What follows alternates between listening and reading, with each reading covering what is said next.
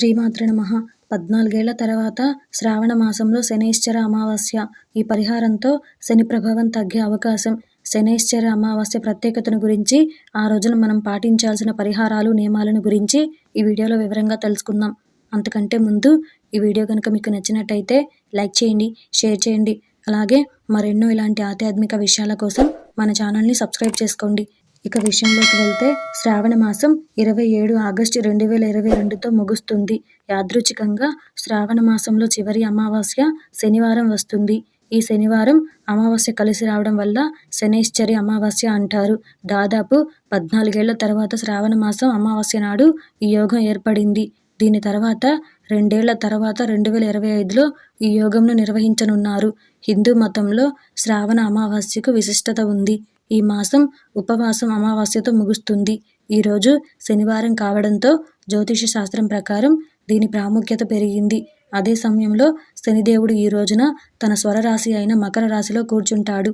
కాబట్టి ఈరోజు ప్రత్యేకంగా ఉంటుంది. పంచాంగం ప్రకారం శనైశ్చర అమావాస్య 2022 ఆగస్టు 26 మధ్యాహ్నం 12:23 ప్రారంభమవుతుంది. అలాగే ఆగస్టు 27, 2022 మధ్యాహ్నం 1:46 ముగుస్తుంది. కాబట్టి మీరు శనిదేవుడిని ప్రసన్నం చేసుకోవడానికి శనివారం మధ్యాహ్నం 1:46 వరకు చర్యలు తీసుకోవచ్చు. శని ఉదయం 7:50, 2:50 ప్రారంభమయ్యే రాశివారు శని అమావాస్య రోజున తప్పక పరిహారాలు చేయాలి. ఇలా చేయడం వల్ల శనిదేవుని ప్రభావం తగ్గుతుంది.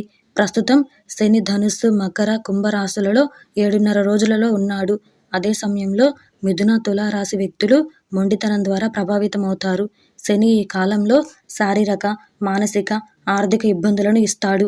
శనిదేవుడిని ప్రసన్నం చేసుకునేందుకు పరిహారాలేంటో ఇప్పుడు చూద్దాం. శనైశ్చరి అమావాస్య నాడు శనిదేవుడికి ఆవాల నూనె సమర్పించండి.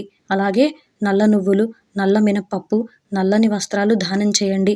శనైశ్చరి అమావాస్యకు ఒకరోజు ముందు అంటే శుక్రవారం నాడు నల్ల మినప్పప్పు ఒక నల్ల గుడ్డలో కట్టాలి. తర్వాత దీన్ని తల దగ్గర పెట్టుకుని పడుకోండి. మరుసటి రోజు అమావాస్య నాడు శని ఆలయంలో దీన్ని ఉంచండి. ఇది శని హానికరమైన ప్రభావాన్ని తగ్గిస్తుంది. జీవితంలో ఆనందం, శ్రేయస్సును తెస్తుంది. అలాగే శని కోపం పోవాలంటే అమావాస్య రోజు ఒక పాత్రలో ఆవాల నూనె తీసుకుని నాణెం వేయండి.